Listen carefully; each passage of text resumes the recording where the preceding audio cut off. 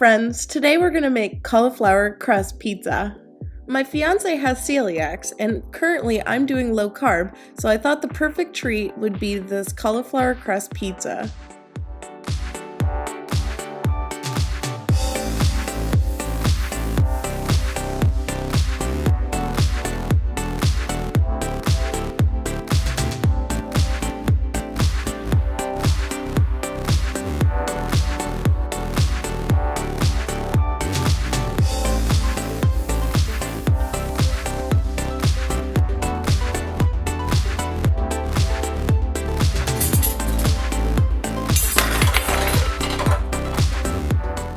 It depends on how big you want your pizza, but start with a reasonably sized cauliflower.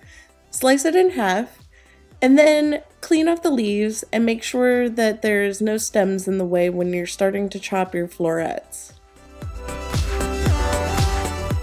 Did I mention that this makes a huge mess, but it's so worth it. Next, you're going to take your florets and pull them apart by hand, or you can chop them, however you feel.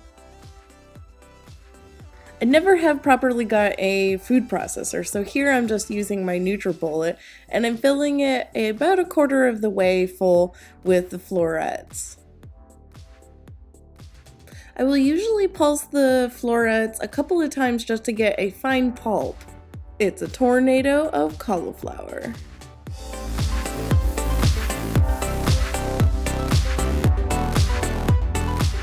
I will usually do different sides of the cauliflower just so there isn't a ton of mess all over the place. As you can see, it's already all over the place, but it reduces a little bit more clutter. Did I mention this stuff makes a mess? Now, cauliflower naturally holds a lot of moisture, so what you're gonna do is stick it in a piece of cheesecloth. I got this cheesecloth at Target and it was super inexpensive, probably around $2. And to save your hand, you want to squeeze in batches. So if you notice, I'm doing a smaller amount and it takes a lot longer, but it will definitely save your hand from a cramp in the end. Because we wring out a lot of the moisture, it should be now a more doughy consistency so that we can make more of a crust with it. Sometimes it sticks to the cheesecloth, so I just merely shake it or run my finger over it. Now that the cauliflower is a doughy consistency, I'm going to add 1 cup of cheese, garlic to taste, oregano, paprika, salt and pepper, blueberry salt that I got in Iceland, and 2 eggs. The blueberry salt is definitely an extra, but add whatever you would like. Now mix it all together like your life depended on it.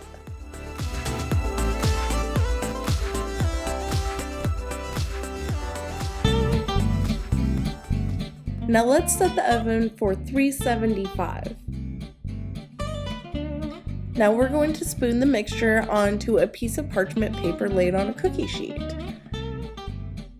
I take the flat end of the spatula and merely run it over the top of the surface so that it can flatten, but flatten evenly because you don't want pieces sticking up. Once you're happy with how your crust looks, pop that bad boy in the oven. Now to the fun part, what you're going to put on your pizza. Here, my fiance and I chose to go simple with just some bell peppers and tomatoes. I usually cook my crust for around a half hour. I routinely check on it though to make sure it isn't burning. To assemble the pizza, I turn the temperature down to 350. We have much to celebrate this week, so me and my fiance went a little heavy on the cheese. I definitely put a good layering of cheese down first so that the toppings won't make the crust soggy. Now here comes tomato sauce. I just use Classico. And of course we add more cheese. How can you not? A few of the vegetables. And then we put a little more oregano and a little more olive oil on top. And then pop it back in the oven. And there you go. Now you have a delicious, gluten-free, low-carb alternative to regular pizza. I can't wait to dig in. Thank you for joining me on this episode of Sarah's Kitchen, and hopefully I will see you next time.